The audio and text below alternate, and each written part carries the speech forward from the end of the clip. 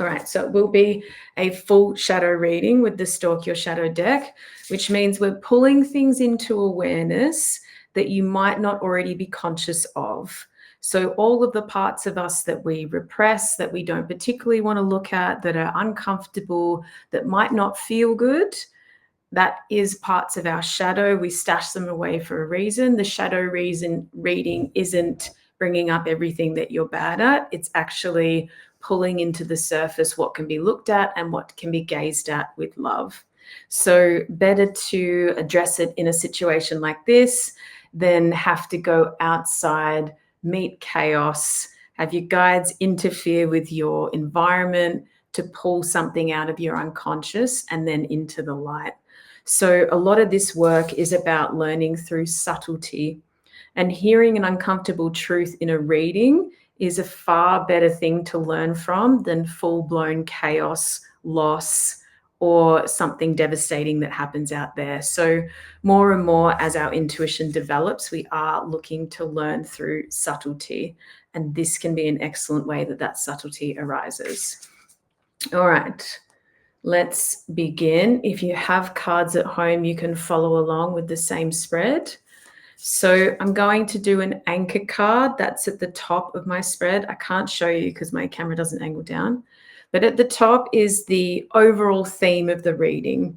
It's what we hold as our anchor. No matter what information comes through, we're always holding the overall idea or the anchor point, the umbrella, the theme of the reading is in that first card, and then I'm going to clarify between 3D, 4D, and 5D. What is it we need to understand? What is it we need to shift or change our perspective over? So our anchor card for this reading, and we'll have this as the present moment moving forward towards the next month, so it is like a monthly shadow reading, is the Moth. I'm not surprised by this. So what's really beautiful about the Moth is it brings forward this idea that, yes, there's discomfort. So yes, we're uncomfortable, but the Moth is asking that whatever discomfort is around, whatever darkness, whatever loss, whatever stagnancy, friction, difficult emotions are here, we're being asked to sit in it a little bit longer. So in any kind of ending of cycles, realizations, low states, or any kind of chaos, we're generally being taught a lesson by the psyche. Now, the psyche can be seen as somewhat a link between the mind and the body and the soul. So in that link, if we're being pressurized or forced or plunged into some kind of depressive episode or some kind of discomfort, then usually the psyche is signaling to us that there's a deeper meaning. There's something that we haven't considered yet. There's a timeline that we're not on. There's a deeper question that we haven't asked ourselves. And the chaos or the low mental state or the dismemberment or the awakening is asking us to go that one step deeper. And with the Moth, that primary message is whatever you're learning has not quite been learnt yet. So sit in it a little bit longer. We know that we would like to fix it, change it, get rid of it as soon as possible. We've been bred through society that, surely there's a fix, there's a pill, there's a something that gets us out of spiritual training. But in fact, the discomfort itself is the teacher. And the Moth is incredible at both being in the darkness and seeking out the light. So it's really saying, the lessons aren't learnt yet, hang on a little bit longer. So for those of you that have done our courses, you might be in a dismemberment, it's not quite over yet, hang in there, surrender to the process. So we'll use a little bit of my intuition here, but obviously other people are going to watch the recording. We might be 70 to 80% through, but there's still another little bit. So when your mind plays tricks on you about this should be over yet, I shouldn't be feeling this isn't fair, whatever it is, your ego goes a little bit crazy in these situations. Just know there's a little bit more time. Your guides are only facilitating the growth that you need. Hang out a little bit longer. Could be a couple more days or a week or two. And just know that we're not quite through yet. So that is very much a shadow reading. It is your discomfort is confirmed, and the overall idea of that is surrender is the key. Surrender is releasing control. It is believing in a higher reason for discomfort, not just what the ego might have you perceive, which is, have I done something wrong? Should I be holding shame? Is this a punishment? Have I eaten something wrong? Have I done something not right? When in fact, there's something much bigger going on. And there is a huge collective detox and purge happening. There's a lot of cycles endings. And generally at the end of cycles, there is a big reevaluation and a big reflection and the process of letting go. But what we know from our societal systems is we're not very good at letting go. We're not very good at changing. We're not very good at grieving. We're not very good at pivoting, or I guess realizing that something isn't working. And therefore, we can avoid that sense of loss, because in that loss, there might be a sense of failure. So it's funny when we have to shift timelines, which means we have to shift perspectives and go towards deeper meaning, which might bring up deeper questions around purpose rather than just what's my long-term goal. It might be, well, what am I in service to? And does that have enough meaning for me? That might shift our perspective, pivot our actions. And a lot of us are not very good at that. We're not very good at that pivoting of, maybe I should be taking a different place, because in that there's a sense of failure that we avoid. And that's the shadow that's trying to be brought into the light for a lot of people. And a lot of people will desperately try and avoid that. They'll either avoid, procrastinate, pretend it's not happening, or it will feel over dramatized as a reinforcement of nothing is working. When a chapter ends, it's not because it hasn't worked, it's because it's come to its full completion, and perhaps everything that's been learned that can be learned there. Then we need to shift perspective and see where we could pivot and start a new chapter perhaps. So for clarification on how we're going to journey through that well, we have in the 3D position the bowerbird, who's paid me a lot of visits today actually, so that's really, really cool. So the bowerbird is about, from a 3D perspective, it is about seeking the permission and allowing ourselves to be in the most beautifully aligned environment as possible. So let's defy logic for a moment. The bowerbird is strategic for sure, but its survival is based upon how beautifully it can represent its environment. And the dance between masculine and feminine is very much around what standards of creativity can one provide so that the other one deems them worthy. So if we look at the balances within ourselves and our environment, does our environment reflect that balance and that beauty and those standards we can hold for ourselves? And is it creative, colorful, nourishing, and defies, I think, what a lot of our programming is around? A lot of our programming is around functional, it's around status, it's around success, and it's around materialism. Now, for the bowerbird, it's more about resourcefulness, creativity, and beauty, which is a different signaling system to what is portrayed as ideal. So if you look at media and you look at the stories we've been told, what would be portrayed as ideal is probably some form of materialistic success that deems the environment. So that might be make as much money as possible so you can have the most beautiful house, and that house would reach a certain caliber to signal back to the person that they've been successful enough. But bowerbird is far more creatively driven and driven by how eclectically beautiful and unique can I create my environment to attract the right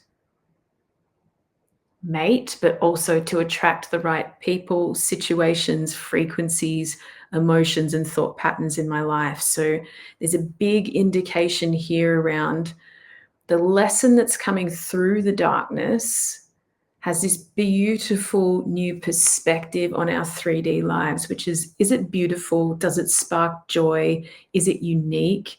Is it playful? Is it colorful? And does it represent that balance within us? So is it driving more depth? Is it driving more connection? Is it driving more balance? Or is it in fact stagnant or driven by the wrong ideals? So making an environment beautiful does not need money per se. Making an environment beautiful generally needs a creative spark from someone that's really dedicated to it.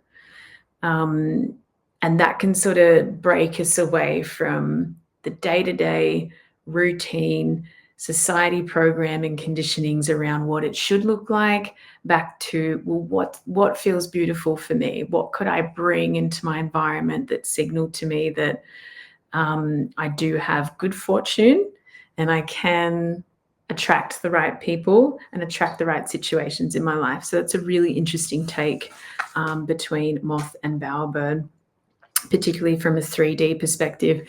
If we also look at the medicine of bowerbird and we look at other 3D sectors, as you would be going through with Imogen, how can we use that sense of creativity, uniqueness, and color in our career sector, in our health sector, in our wealth sector, in our personal development and spirituality, and also our relationships?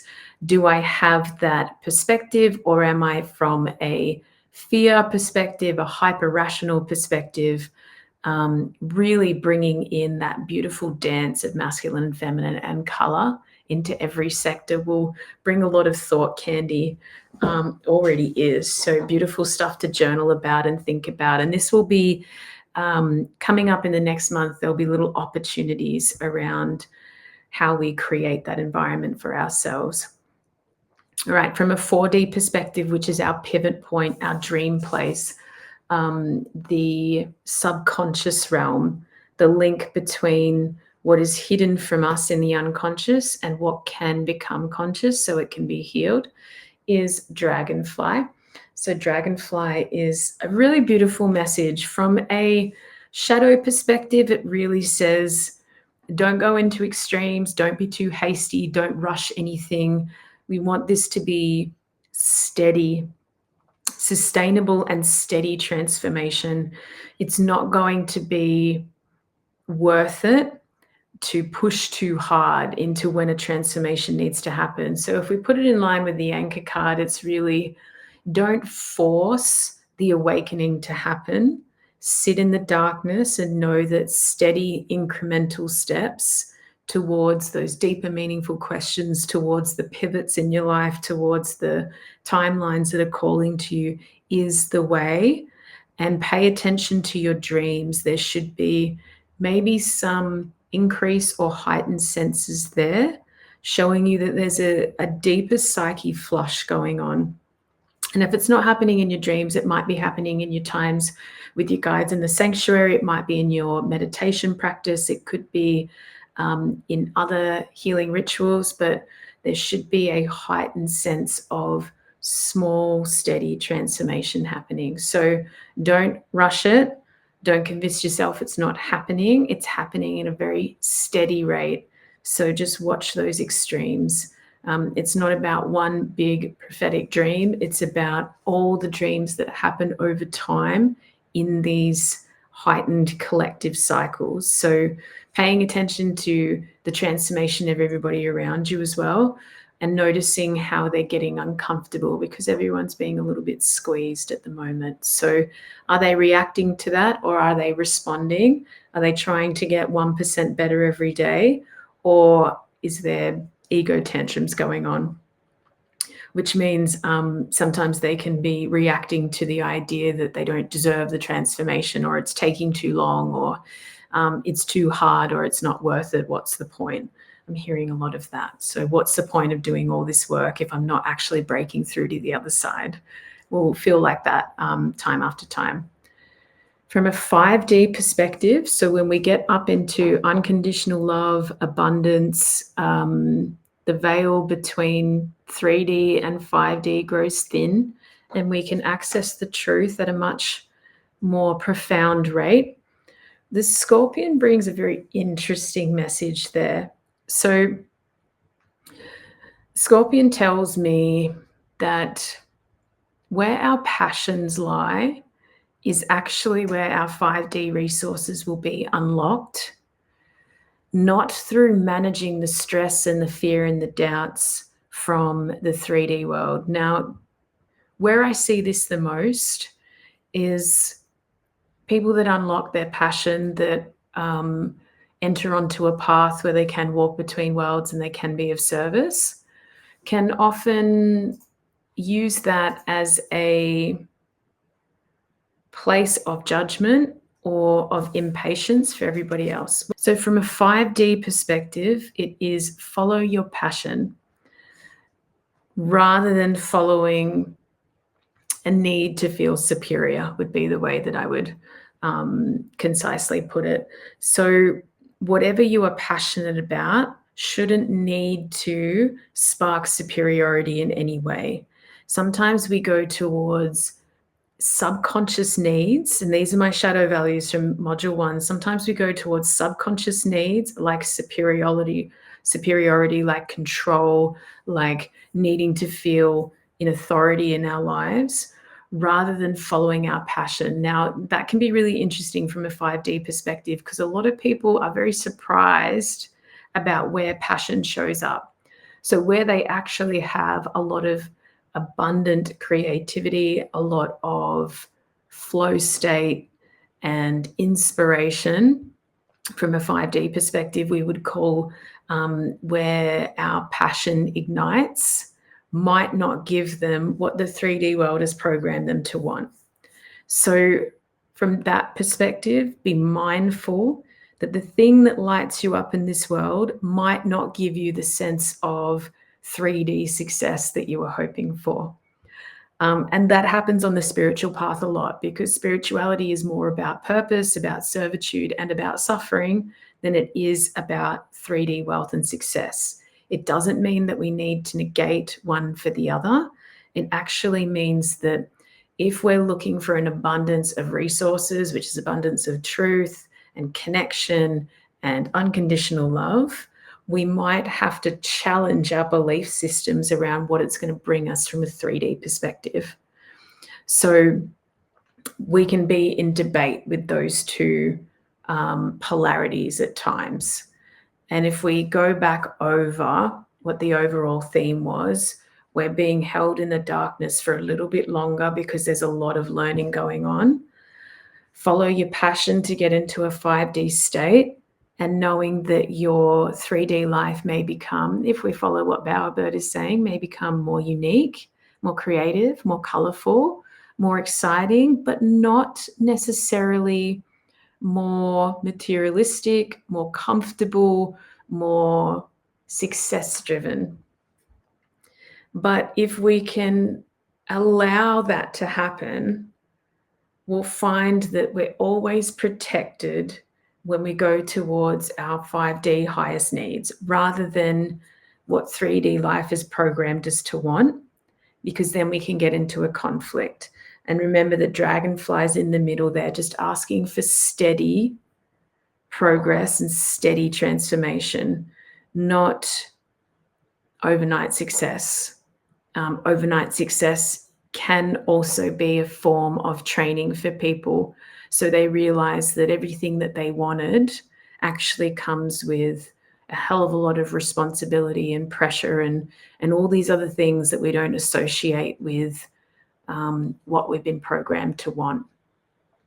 But if you have any things you'd like some coaching on as well, and if the reading has sparked any questions, feel free to let me know. If you just want to keep hanging out in the background, you can too, but just jump in the chat box and let me know if you want to ask a specific question, grab a card for yourself, or you're happy just to hang out and listen. Let me know.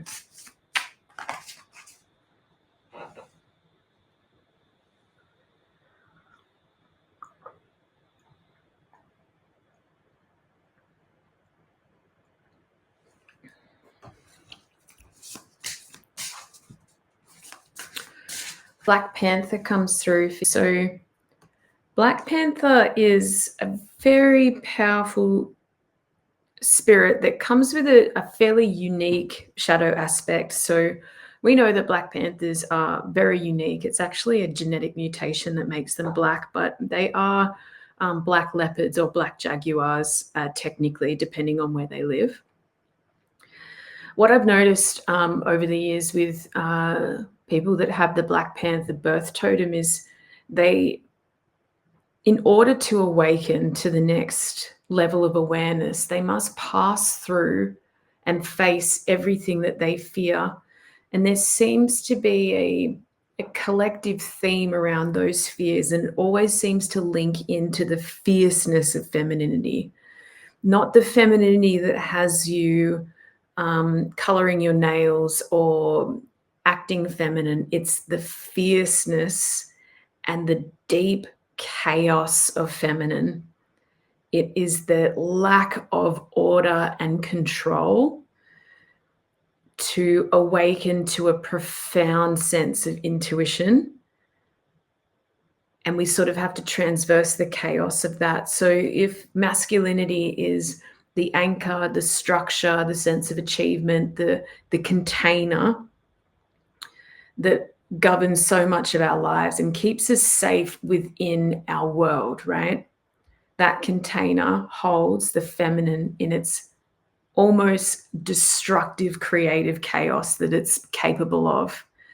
And because we associate that with the Black Panther, it's going through all the shadow aspects of the feminine. If you imagine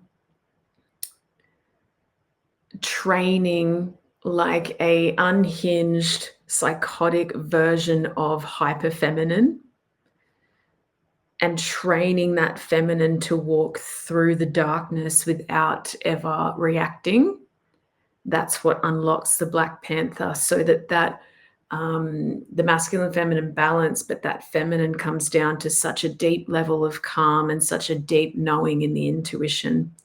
So if you look at all the old stories, like a black cat is always associated with intuition, and most fairy tales have spun that into darkness, which is just ridiculous. But if you think about the difference between a black house cat and a Black Panther, that's the transition you're looking towards. It's still so incredibly feline, it's still so incredibly feminine, but that femininity, obviously with a panther, can be used as a weapon. Whereas a house cat can sort of catch a mouse or a bird, a panther could take down anything. And it's knowing that level of power, associating it with the feminine and having them balance in, so that it doesn't really matter what you're exposed to within your fear. It will never make you react, right? And Black Panthers are also quite playful, as all cats are, but it's that chaotic nature of the feminine that we're trying to navigate, because most people still associate feminine with some form of fragility or weakness, or I think society would still have it as something that is a little bit more inferior. But Black Panther challenges all of that and can actually be something that others fear in us, is that divine feminine awakening and how strong, creative, and intuitive we can be without needing to feel like weakness at all.